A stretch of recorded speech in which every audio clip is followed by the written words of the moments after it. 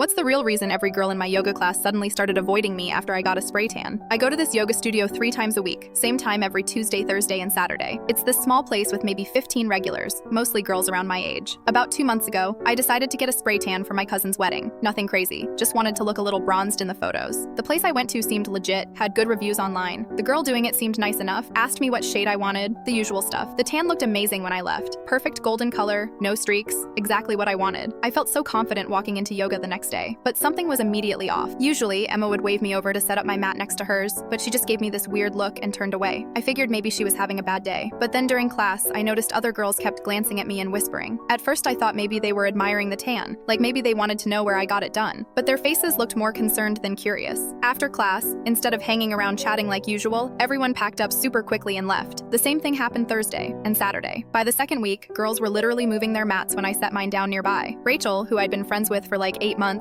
wouldn't even make eye contact. I started thinking maybe I smelled bad or something, so I switched deodorants, used different perfume, even bought new yoga clothes. Nothing changed. If anything, it got worse. I'd walk into the studio and conversations would just stop. The instructor, Kelly, started giving me these pitying looks. I was going crazy trying to figure out what I'd done wrong. I even asked Emma directly what was going on, and she just mumbled something about being busy and rushed out. Finally, last week, I couldn't take it anymore. I cornered Rachel in the parking lot and demanded an explanation. She looked so uncomfortable, kept glancing around like she was afraid someone would see us talking.